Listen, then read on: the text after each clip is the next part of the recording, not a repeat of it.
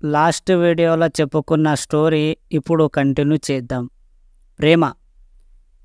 నేను please sir try to understand me, I'm not joking అని phone cut చేశాను.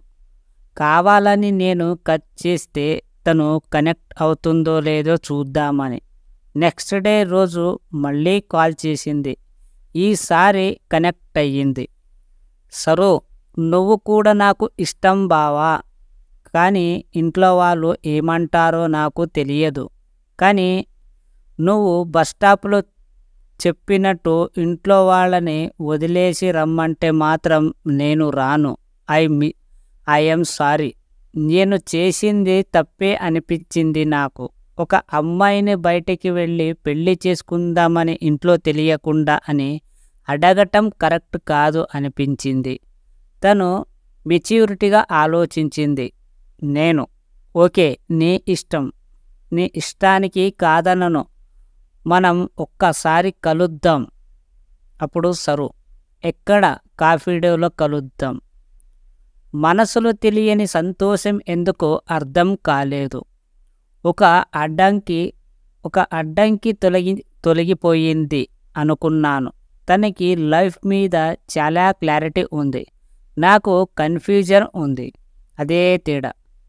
వాళ్ళ ఇంట్లో వాళ్ళని ఒప్పించాలని మా ఇంట్లో ప్రాబ్లమ్స్ ఉండదు అని తనకి తెలుసు. నేను అవును, నన్ను ఎందుకు ఒప్పుకున్నావు? నాలో నీకు నచ్చిన విషయం ఏంటి?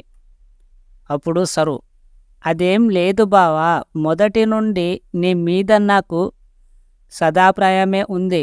కానీ నువ్వు కూడా ఎప్పుడు చెప్పలేదు, నేను పట్టించుకోలేదు.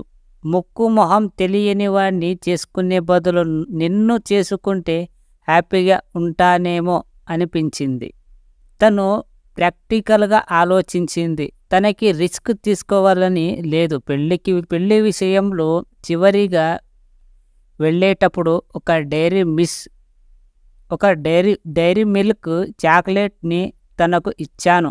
తీసుకుంటుందో లేదో అని కన్ఫ్యూజన్లో మళ్ళీ నాలో థ్యాంక్ యూ బావా అని లాగేసుకుని వెంటనే సిగ్గుపడుతూ వెళ్తూ ఐ లవ్ యూ బావా అని చెప్పింది.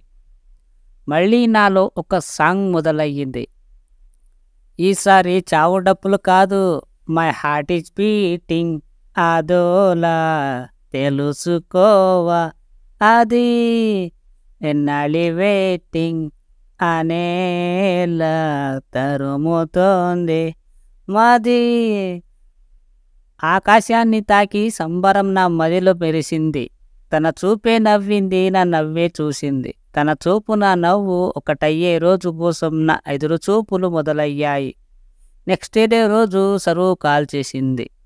సరు బావా, మన విషయం ఇంట్లో చెప్పేశాను. ఇంట్లో వాళ్ళు ఏమి మాట్లాడలేదు, కానీ వాళ్ళని బాధ పెట్టి ఉద్దేశం నాకు లేదు. వాళ్ళు ఏది చెబితే అదే. నువ్వు ఏది చెబితే అదే. నేను కూడా నిన్ను బాధ పెట్టాను. తను నాకు దక్కాదేమో అని బాధగా ఉంది.